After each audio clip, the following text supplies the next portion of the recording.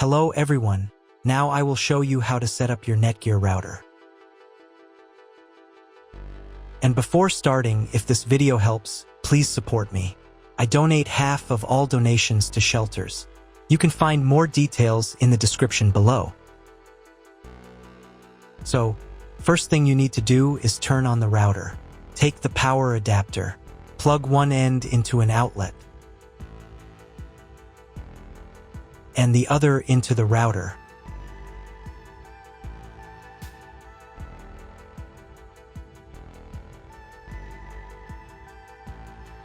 Then press the power button.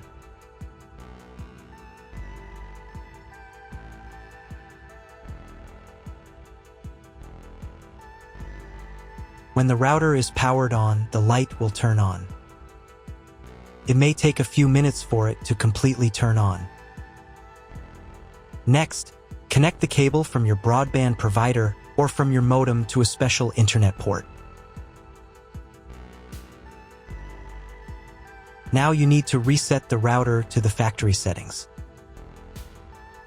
Press and hold the reset button on the router for 10 seconds, until the indicator lights on the router begin to flash.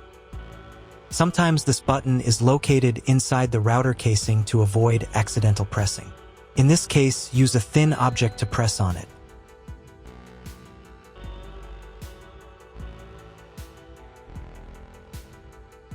The router will reboot and the settings will return to the factory defaults. Insert one end of the Ethernet cable that comes with the router into one of the Ethernet port.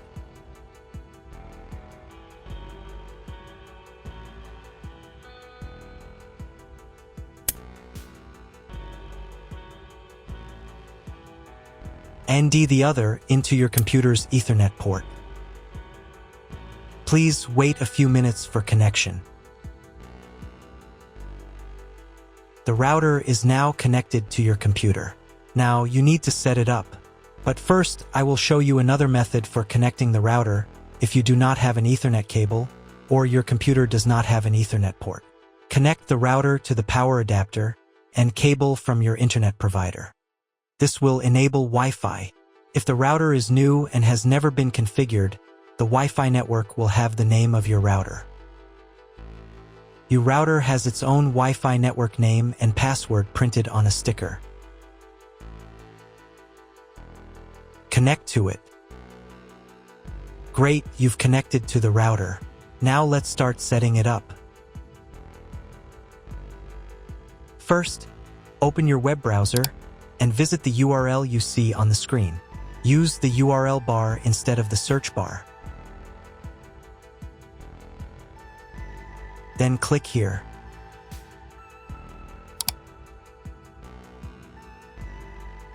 Read NETGEAR terms and conditions and click I agree button. Now you must select I want to configure the internet connection myself. And click Next button. And then click OK.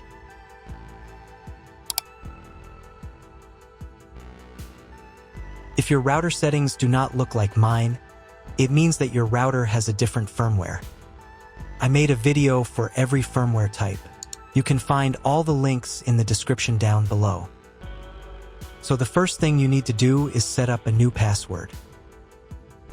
The admin password is used to log in to your router's web interface. Pay attention to the password requirements. Write your new password in the first field and duplicate it in the second field. Then select 2 security questions and write answers for them. You need them just in case you need to reset the admin password in the future. Click Next. On the next page, you will find the information you need to connect to a Wi-Fi network. If you want, you can print them out. Click Next button. If the router has not been updated for a long time, the next page may automatically start the firmware update process. I recommend updating the firmware if a newer version is available. It will take about 3 minutes for firmware update. Please do not turn off the power or press the reset button. If the new firmware is not available, just click OK. Then you will be redirected to the NETGEAR's website, where you can register your router. If you want to, you can do it. I'm not going to do that, so I'm just going to close this window. Log in to the router's web interface again if you were logged out of it. Enter the standard username admin and password that you created a few minutes ago. Press Sign In button.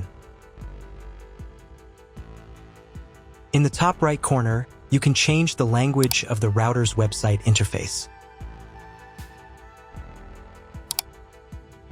To get the internet, go to Advanced.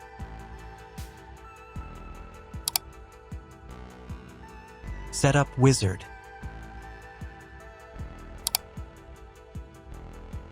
Press No, I want to configure the router myself. Then press Next button.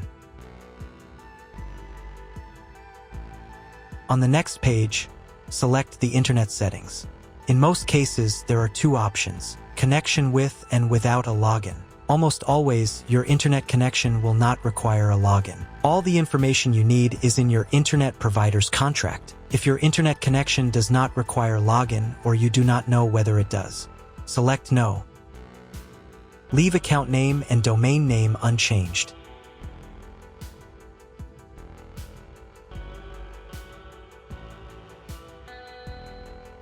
Then in Internet IP address section, choose Get Dynamically from ISP. In the DNS section, select Get Automatically from ISP as well. If your internet service provider only allows access to a specific MAC address, you must copy the MAC address of the main computer. If you are unsure of these settings, choose Use Default MAC Address. Check again that your settings are the same as mine. And click Apply. In most cases, it is not necessary to clone the MAC address. But if you can't get the internet connection after quick setup, later in the video I will show you how to clone MAC address. Now you need to reboot the router. Go to Advanced. Advanced Home. Click on the Reboot button. And click OK. After the reboot, wait a few minutes and try to Google something. If it doesn't work, check all the cables. They must be connected correctly. Then log into the router control panel again.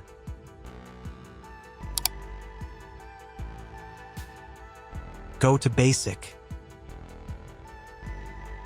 Internet, and choose Use Computer MAC Address.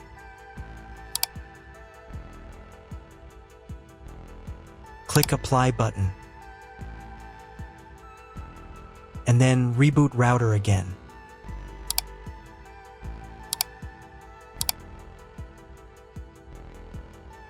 After a few minutes, check your internet connection. That's all. If you found my video helpful, please support my work. Half of all donations I send to animal shelters. All details are in the description down below.